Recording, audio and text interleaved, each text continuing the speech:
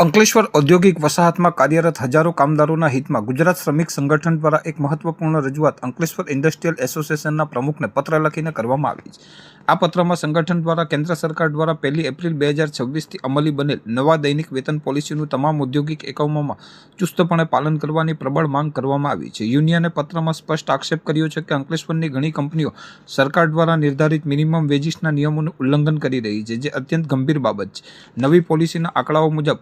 Unskilled કામદારો માટે 783 રૂપિયા, સેમી સ્કિલ્ડ કામદારો માટે 868 રૂપિયા, સ્કિલ્ડ માટે 958 રૂપિયા અને હેવી સ્કિલ્ડ કામદારો માટે 1035 રૂપિયા દૈનિક વેતન દર નક્કી કરવામાં આવ્યો છે, જેનો લાભ દરેક સ્તરના કામદારોને મળવો જોઈએ તેવી આગ્રહભરી વિનંતી કરવામાં આવી છે। વેતન દરોમાં સુધારા ઉપરાંત યુનિયને કામદારોની સામાજિક સુરક્ષા અને અકસ્માત વીમા અંગે પણ એસોસિએશનનું ગંભીરતાથી ધ્યાન દોર્યું છે। ખાસ કરીને ફરજ દરમિયાન આકસ્મિક મૃત્યુના કિસ્સામાં કામદારના પરિવારજનોને મળતી અપૂરતી સહાય અંગે ચિંતા વ્યક્ત કરવામાં આવી છે। પત્રમાં જણાવ્યા અનુસાર અકસ્માતે મૃત્યુ પામનાર કામદાર ભલે કાયમી હોય કે કોન્ટ્રાક્ટ હેઠળ તેને પીએફ અને ઈએસઆઈ જેવા કાયદેસરના લાભો ઉપરાંત કંપની દ્વારા એક નક્કી કરેલ ફિક્સ રકમની આર્થિક સહાય મળવી અનિવાર્ય છે। સંગઠને ટકોર કરતા જણાવ્યું છે કે ઘણા કિસ્સાઓમાં કંપનીઓ માત્ર પાર્થિવ દેહને વતન પહોંચાડવા એમ્બ્યુલન્સની વ્યવસ્થા કરીને પોતાની જવાબદારીમાંથી મુક્ત થઈ જતી હોય છે, પરંતુ દેશના આર્થિક વિકાસમાં સી ફાળો આપનાર કામદારના પરિવારની આર્થિક સુરક્ષા સુનિશ્ચિત કરવી એ ઉદ્યોગોની નૈતિક જવાબદારી છે। અંકલેશ્વર ઇન્ડસ્ટ્રીયલ એસોસિએશન હેઠળ આવતી તમામ કંપનીઓ આ બાબતો પર ગંભીરતાપૂર્વક વિચાર કરે અને યુનિયન દ્વારા રજૂ કરવામાં આવેલ મુદ્દાઓનો તાત્કાલિક અમલ કરી કામદારોને ન્યાય અપાવે તેવી માંગ સાથે ગુજરાત શ્રમિક સંગઠન દ્વારા આ રજૂઆત કરવામાં આવી હતી। જય શ્રી રામ, વંદે માતરમ। આજ રોજ શ્રી રામ ગ્રુપ અને ગુજરાત શ્રમિક સંગઠન યુનિયન દ્વારા એક ઇન્ડસ્ટ્રીયલ એસોસિએશન ને લેખિતમાં રજૂઆત કરવામાં આવેલી, જેના અનુસંધાને કેન્દ્ર સરકાર દ્વારા 1/4/2026 રોજ અનસ્કિલ કામદારો માટે 783 રૂપિયા, જેનો માસિક પગાર 20,358 રૂપિયા, સેમી સ્કિલ માટે 868 રૂપિયા, જેનો માસિક પગાર 22,568 રૂપિયા,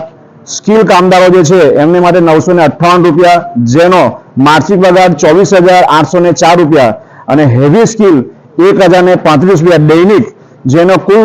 માસિક પગાર 26,910 રૂપિયા થાય છે।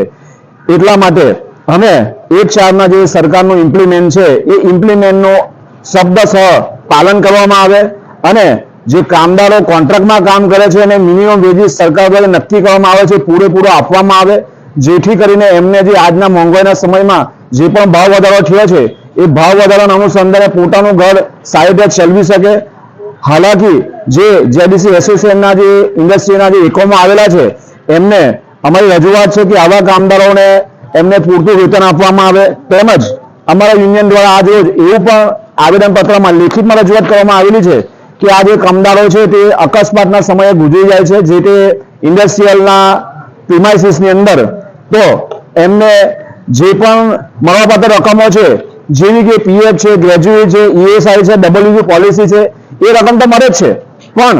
અમારું કહેવું એવું છે કે જે કામદાર ગુજરી જાય છે એને ફિક્સ રકમ નક્કી કરવામાં આવે, જેથી કરીને એમના જે પરિવારોના છે, જે એના બાળકો છે, જેની પત્નીઓ છે, એની માતા, એમના પિતા, જેને પૂરતી રકમ મળી રહે।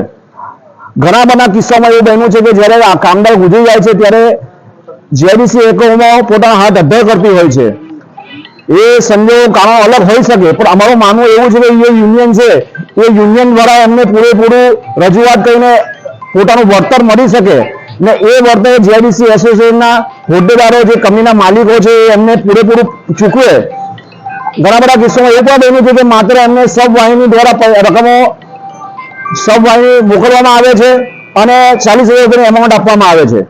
જે પૂરતું નથી। એવી અમારી રજૂઆત છે ને આવનારા દિવસોમાં આનું શબ્દસહ પાલન થાય એવી અમારી જેડીસી ઇન્ડસ્ટ્રીયલ એસોસિએશનને રજૂઆત છે। અસ્તુ વંદે માતરમ, ભારત માતા કી જય।